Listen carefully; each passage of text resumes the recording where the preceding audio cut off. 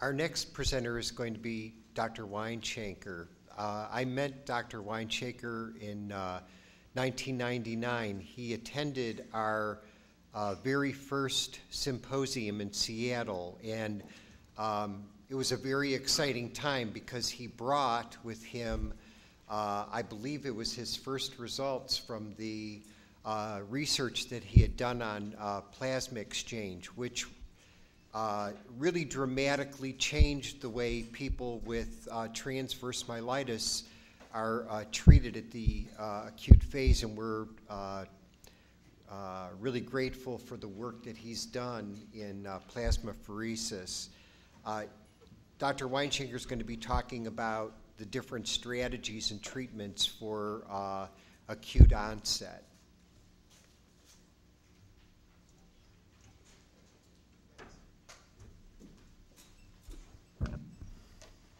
You know, that was a year that I'll remember very well, and I was very pleased. I think I was making the official announcement the next month, and it was sort of my training session, as it would, to get that talk ready, so I was glad to give it to the Transverse Myelitis Association.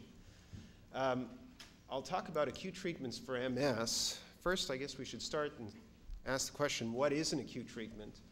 So these are not treatments that we give to prevent further attacks or to restore function in people that have chronic disabilities, but treatments we give right at the time that the disease is happening. And that's probably our best opportunity to intervene in an effective way and prevent disability.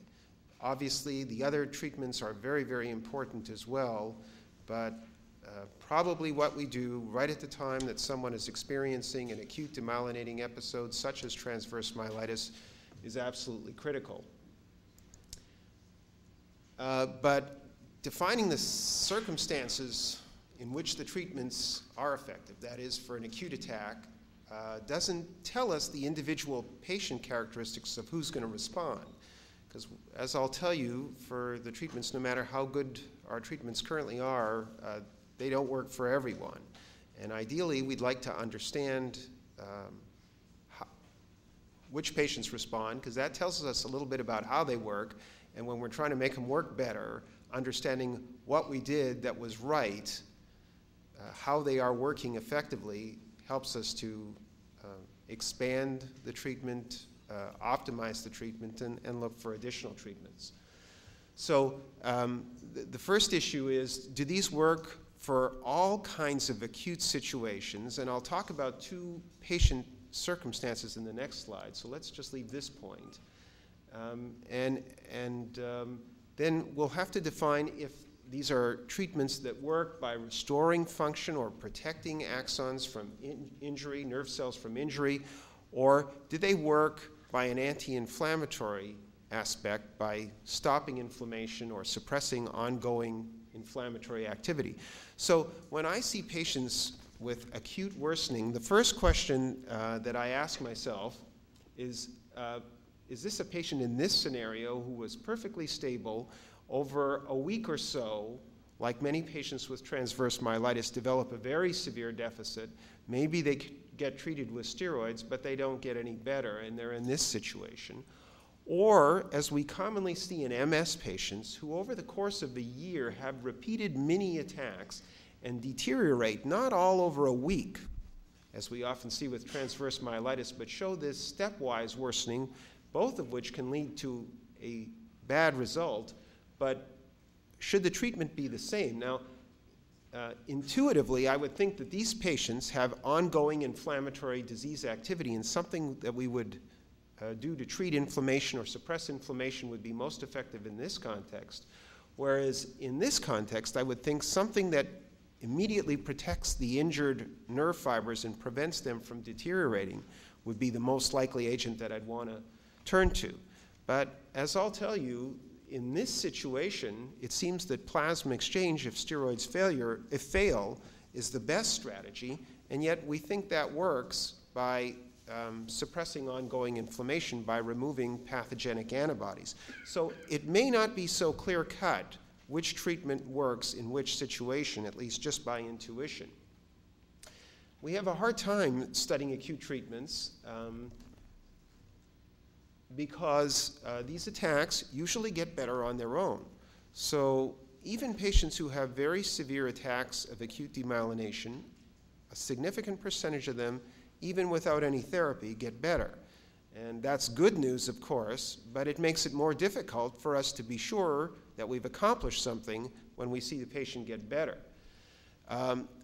Unlike MS, which in the progressive phase causes a rather predictable progression of disabilities affecting the legs first and then the arms and maybe cognitive function, and we can use a composite measure called the EDSS, which we often use in MS to document the disability and measure the improvement. Because acute demyelinating attacks can affect the spinal cord and cause myelitis, affect the brain and cause cognitive dysfunction, it's a little harder to quantitate them with a single measure like the EDSS. Although patients with myelitis will say, I've got myelitis, as far as the neurologist is concerned, they have to understand the context in which it occurs. A myelitis occurring in the context of MS is often much less severe and more likely to get better on its own, whereas when it occurs in the context of neuromyelitis optica that Dr. Wingerchuk talked to you about, or transverse myelitis, the prognosis is more guarded. So it's important for us not to just figure out that someone has transverse myelitis, but which context it's occurring, what overall disease type. It also tells us the prognosis for the future. And we're learning that the pathology and also immunology may well be different, in particular in relationship to treatment with plasma exchange, as I'll tell you as the talk goes on. So I was asked to talk about these 4 treatments, and I think these are pretty representative of the treatments that we do apply in the acute setting. First is corticosteroids, which we've known about for some time, and are very effective and are generally our first-line treatment. And generally where those fail, plasma exchange, IVIG, or immune suppressive agents such as cyclophosphamide, which historically has been the one applied most widely in demyelinating disease. Let's start with corticosteroids. As I mentioned, they're well established, well accepted to be effective. However, largely because of that first bullet point about attacks, that attacks generally get better on their own, the consensus from doing the clinical trials is that at the end of 3 to 6 months, at least in MS, now this may not be true as much in transverse myelitis, but at least in MS, that it didn't matter whether you gave those corticosteroids or not, because most patients get better, and it's pretty hard to show that the percentage treated with steroids is any different than those not treated with steroids when you look at all comers. And I think that was an important point when we did the plasma exchange study, because we didn't look at all comers. We looked at only those patients who had severe attacks and had failed treatment with steroids. But if you ask the average neurologist, what is the consensus about whether steroids are effective for attacks of MS? They'll say, yeah, they get people better more quickly, but at the end of 6 months, it doesn't seem to matter. The proportion of patients having improved to quite a significant degree is about the same with or without treatment. And people have looked at the dose, how it's given intravenously versus orally. If it's given for 3 to 5 days, typically intravenously, versus a longer course over 2 to 4 weeks with a combination of intravenous followed by oral treatment, there doesn't seem to be any convincing evidence that there's any difference. So that's all I'll say about steroids. Effective first-line treatment, very easy to give, and certainly worth a try. No doubt that it does work and shorten attacks, but hard to be sure whether it makes a real important difference. Now, plasma exchange had been first reported in patients with MS in the early 1980s by Dr. Peter Dow, who's in Chicago.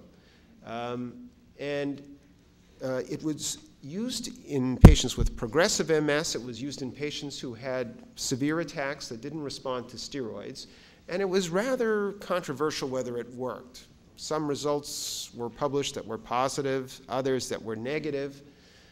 There was a controlled clinical trial performed and reported in 1989 from a group in Boston. It was a multi-center study, quite a large study actually.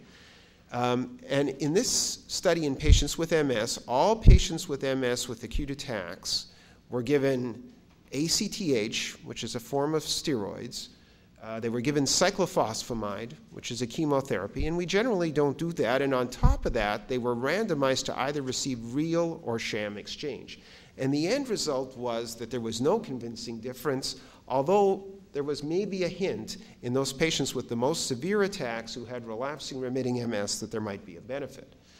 We didn't think that that answered the question, so we went on and did a very selected clinical trial involving 22 patients. It was not a large number of patients, but all patients had acute, very severe demyelinating disease. They could have MS. Some of them had transverse myelitis. Others had what we call Marburg's variant of MS. This is a kind of MS that presents in the brain with a large tumor-like lesion, so a variety of demyelinating syndromes. And patients had all failed steroids. They'd gone at least 3 weeks and had not recovered, and they either got real or sham exchange for 2 weeks. At the end of that 2 weeks, we made a decision whether they'd improved or not, and if they didn't, they crossed over and got the opposite treatment. But we didn't find out, and the patients didn't find out till the entire clinical trial was over who had what. And at the end, we found that 42% of those patients who were receiving courses of active plasma exchange improved. Only 6% who didn't improved. And we required a very robust measure of improvement. We weren't interested in minor improvement. We required a moderate to marked improvement in the targeted deficit. And I'll show you an example of a patient who had plasma exchange in a minute.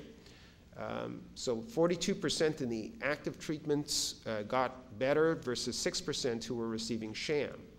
And the most convincing were patients, as I showed here when I spoke in 1999 and a couple of years ago, we had 5 patients who were getting sham treatment, got no better, and then crossed over and got the active treatment. Of course, we didn't know which they were getting, and 3 of the 5, after 2 weeks of getting sham treatments, we were all hoping they were getting the active treatment, but we didn't know. They didn't get any better. When they crossed over and got the active treatment, they improved.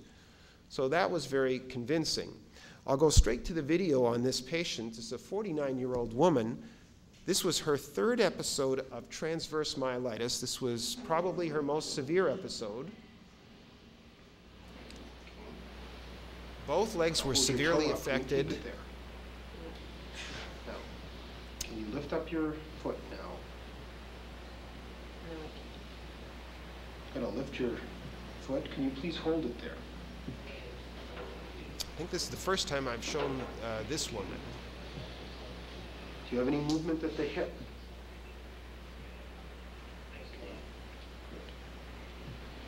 I'm going to hold your leg up. Can you hold it there? Okay. Hold your leg stiff on the bed. Don't let me pick it up. So almost complete paralysis, a little movement at the hips. She was unable to sit. Now this is 2 weeks later. As it turned out, she got the active plasma exchange during these 2 weeks. Mrs. L, can we have you try to wiggle your toe on the right side first? Now, can you pull your toe up? Hold it up. Really can't do that. Can you push it down? There's definite strength there. Try it again. Push down. Push down with these toes. Okay. Can you turn your foot inward? Good. Keep it there. And outward. A little bit. Good. Okay. Now we required functionally important recovery. So we wouldn't have said much about that toe movement. It was improved, but this was a big improvement. She had no movement at all, and now she's able to lift her leg against gravity and against significant resistance. Can you bend your knee? Keep it bent. That's pretty weak. This is practically always the way it is, that the straightening of the knee comes back first before bending the knee. Very And good. she's even able to Down. lift her entire leg Can you off do the it again? bed a little bit. Good. Now I'm going to lift And it up. the left leg, Can you which hold we it hadn't there? shown you but was almost completely paralyzed, had recovered, Hold it there. you'll see, close to normal strength. Now hold your leg stiff on the bed. Don't let me pick it up. And that's very strong. Okay. Wiggle your toes. Pull your whole foot up towards you. Hold it there. Good. Push down. Good. Bend your knee on the left. Good. Hold it there as hard as you can. Straighten it out. Okay. Hold up your leg. Keep it there. Okay. And push it down to the bed. Don't let me pick it up. Okay. Toes. So she was, strength was excellent Good. on the left. Down. She's even able to get up on And up both on your toes. heels. This is at that same time at the 2-week Can't get up on that point, leg. 2 weeks after Okay. starting Can you plasma take 2 exchange. steps with me? And she's able to walk. And this is the kind of functional improvement that we required to call her a success. And then we saw her back. Now, she certainly has maintained, as all of the patients who improved in this study maintained the improvement, but she was left with a significant deficit. Now, the long term was not very good for this patient. She continued to have attacks of myelitis and, in fact, developed optic neuritis. And she has neuromyelitis optica. We didn't know it at the time, but as Dr. Wingerchuk told you, we now recognize patients with a first episode of transverse myelitis, especially those that are positive for this new antibody that we are detecting, are at risk for future attacks. And I hope that in the future, we will be able to identify those patients at risks at an early point and introduce preventative treatments that might lessen their risk or eliminate the risk of future problems. This was our experience with plasma exchange, our entire experience, 59 patients that we reviewed between 1984 and 2000 and published. You can see the diagnoses in patients that we treated at Mayo with plasma exchange, most commonly MS. Next was acute disseminated encephalomyelitis, and the next most common group was neuromyelitis optica. This is acute transverse myelitis, and smaller numbers of these other disorders that are demyelinating. Now, this is the response rate. There are very few patients in these categories, so I wouldn't pay any attention to this because the numbers don't mean much. But in the 4 most common diagnoses that we treat, our best response was in the patients with neuromyelitis optica, 60% response rate, 6 out of 10. But in all the other patients, these were mostly patients that were not in our clinical trial, the response rate was just as good as we had reported, about 42%. So some people always think, well, it's always better when you do a clinical trial. In fact, it mirrored our experience outside of the clinical trial. Now, although I faced a very sympathetic crowd when I presented this 5 years ago, I can tell you that these results received intense scrutiny and have been derided by many people for reasons that I don't fully understand. I think a lot of people said, well, you're just treating this acute attack, and what about those patients that go on and have recurrent attacks? You didn't do anything for them. I'd argue that those patients that are sitting in front of you with a paralysis, sure, we are worried about what their future holds, but the immediate concern is that patient with paralysis now, and we have to deal with this paralysis, otherwise the future is much less relevant. It almost becomes a moot point. But the question is, did anybody else outside of Mayo Clinic confirm the benefit of plasma exchange? And in fact, no one has mounted a randomized controlled study as we have. So unfortunately, I can't tell you someone else has done what we did and did a sham controlled study. However, people have picked up this paradigm of taking acute severe attacks, failing steroids, and treating with plasma exchange. And this was one paper, just one patient, that was published 2 years ago in Neurology. The name, I think you pronounce that Mao. It has nothing to do with Mayo or Mayo Clinic. They're a group at the University of Vermont. Dr. Hill Panich was the senior author. But they looked at imaging. This patient had an acute cerebral demyelinating event, got steroids. The enhancement or the leakage of dye got better, but the patient clinically was no better, and they still had a huge lesion. Here they had 2 weeks of plasma exchange. You can see the lesion disappeared, or not disappeared, but substantially improved. Well, that's one patient.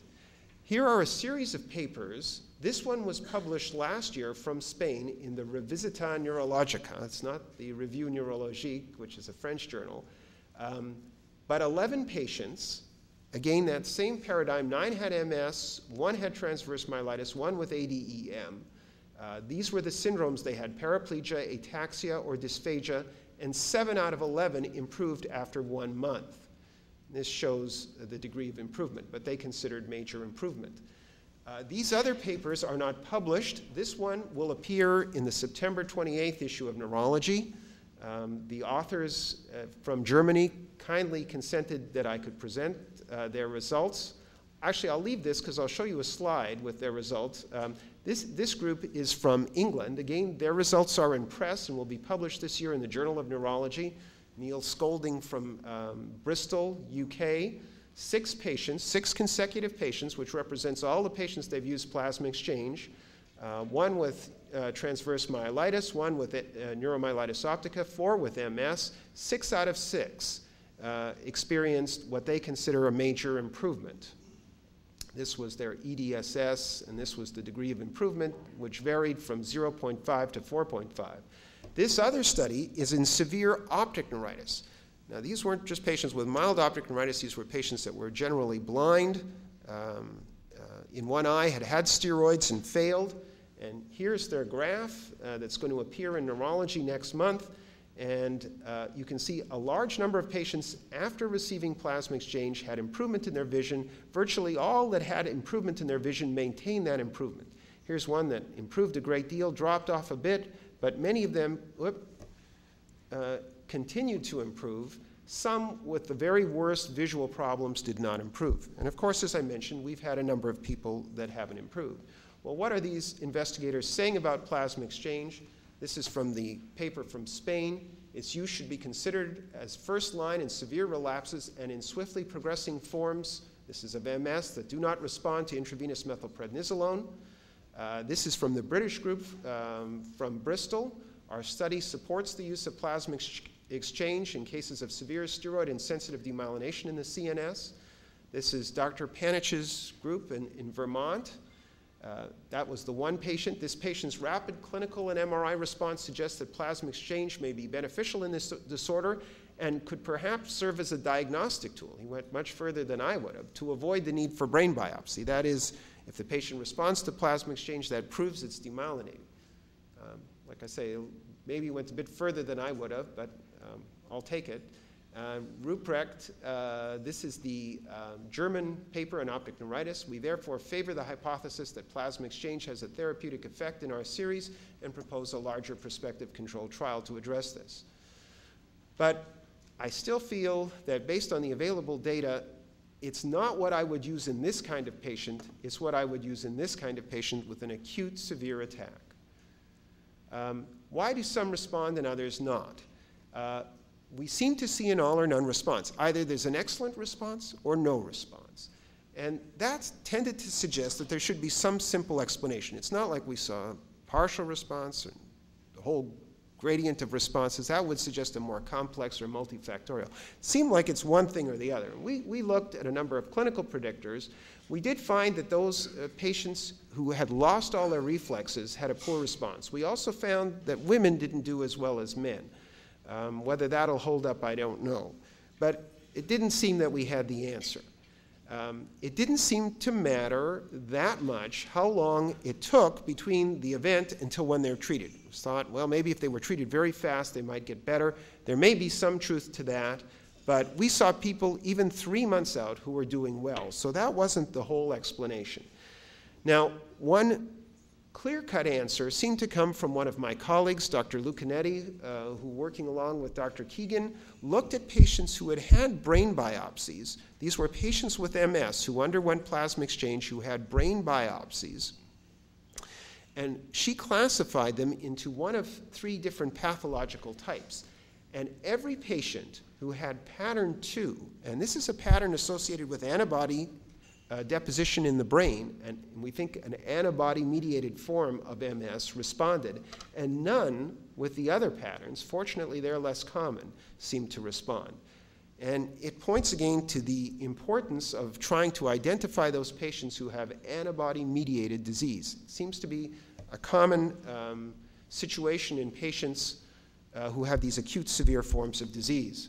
In the interest of time, I'll go rapidly through the rest of the talk, which I think is somewhat less important. IVIG, or intravenous immunoglobulin, you've heard about it, works in a number of ways, including binding to other antibodies that may be deleterious, binding to macrophages and interfering with their function. Macrophages are among the most common cells in inflammatory infiltrates. It's known to bind complement components. It also binds to B cells, and maybe by cross-linking them leads to cell death of these B cells. Other actions as well. We know from a control study, like interferon, that we use, it reduces attacks and numbers of MRI lesions in relapsing remitting MS. A recent European study showed it's not effective in secondary progressive MS, and there are no clinical trials of it in MS. But there's a lot of reports out there, of anecdotal reports, of patients who have ADEM. In some of those series are patients that I would have called transverse myelitis, but they're called a limited form of ADEM, who have failed treatment with steroids and seem to respond to IVIG. And I think it may be interesting to consider it as an alternative to plasma exchange. I mean, test it, not do it, but test it as an alternative to plasma exchange. But until that's done, I don't recommend it as a first-line treatment, because plasma exchange, we have good data. Cyclophosphamide, as I mentioned, was used as a standard treatment for attacks in the Weiner study of plasma exchange in 1999, but no one uses it really for acute attacks. It has a controversial and checkered history for use in progressive MS, but recently there have been reports. I think some of this controversy about progressive MS is because progressive MS is pretty heterogeneous. There are patients that are deteriorating because of gradual nerve fiber dropout in primary progressive or secondary progressive MS, and yet there are others who seem to get a rapidly worsening inflammatory form of the disease that's sometimes called transitional MS, and a number of relatively small studies in that select group of patients, and we're better at identifying them now because of MRI. We see a lot of enhancing lesions, seem to show impressive results with a fairly high percentage of patients who are stabilized or improved. And although these are uncontrolled studies, I think they are quite believable and do fit with my experience. So we need better ways to define what we mean by acute MS, and understanding the mechanisms that go on acute MS so we can better understand how the treatments we're applying work. Do they work by suppressing active disease and inflammation, or do they salvage function? Are they neuroprotective? How do they work? Corticosteroids are our standard first-line treatment. If there's a steroid refractory attack, we suggest plasma exchange. And for rapidly worsening forms of fulminant MS, that stepwise worsening that I showed on the right side of those figures, I think immunosuppression with agents like cyclophosphamide or mitoxantrone is our best treatment at the present time. Thank you.